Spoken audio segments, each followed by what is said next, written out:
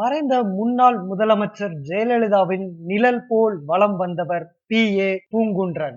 ஜெயலலிதா அவர்கள் அப்பல்லோ மருத்துவமனையில் அனுமதிக்கப்பட்ட பிறகு அப்பல்லோவிற்கு வந்து ஜெயலலிதாவை பூங்குன்றன் பார்த்தார் என்று கூட செய்திகள் வெளிவரவில்லை.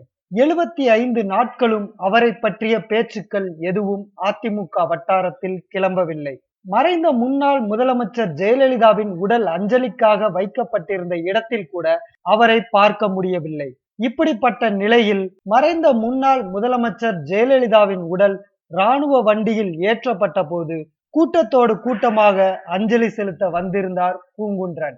இதை அடுத்து அதிரடியாக பூங்குன்றன் கார்டனில் இருந்து வெளியேற்றப்பட்டார் என்ற செய்தி அதிமுக வட்டாரத்தில் பரவி வருகிறது. தஞ்சாவூரை சேர்ந்தவர் பூங்குன்றன்.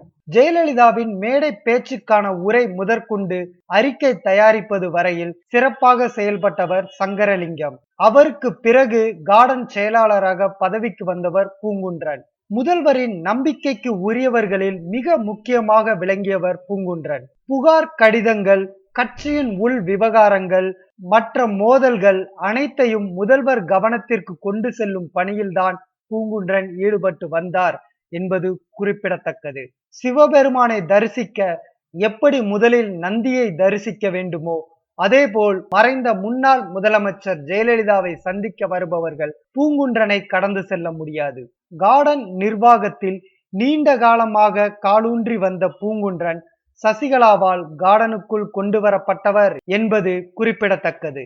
தற்போது சசிகலாவாலே ஓரங்கட்டப்பட்டு உள்ளார் என்றும் அதிமுக வட்டாரத்தில் பரபரப்பாக பேசப்படுகிறது. இதற்கான பின்னணி என்ன என்பது இதுவரை மிக ரகசியமாக இருக்கிறது. ஜெயலலிதாவின் மறைவிற்கு பிறகு கார்டனுக்கு சென்றுள்ள பூங்குன்றனை சசிகலா இனிமேல் கார்டன் பக்கம் வரவேண்டாம் என்று கூறப்பட்டுள்ளதாக தெரிகிறது. இதை கேட்டு அதிர்ச்சி அடைந்த பூங்குன்றன் கண்ணீர் மல்க அங்கிருந்து வெளியேறினார் என்கிறார்கள் கார்டனின் உதவியாளர்கள். கார்டனில் இருந்து வெளியேற்றப்பட்டது உண்மைதானா என்று பூங்குன்றனிடமிருந்து எந்த ஒரு பதிலும் இன்னும் வெளிவரவில்லை. ஆனால் பூங்குன்றன் போயஸ் கார்டனில் தான் இருப்பதாக வாட்ஸ்அப்பில் அதிமுக நிர்வாகிகள் பல பேருக்கு ஃபார்வர்ட் மெசேஜ் அனுப்பி வருகிறார் என்றும் கூறப்படுகிறது. மறைந்த முன்னாள் முதலமைச்சர் ஜெயலலிதா மறைவு குறித்து பல்வேறு சந்தேகங்கள் கிளப்பப்படும் வேளையில் பூங்குன்றன் வெளியேற்றப்பட்டதும் பல்வேறு சந்தேகங்களை அதிமுக வட்டாரத்தில் எழுப்பியுள்ளது.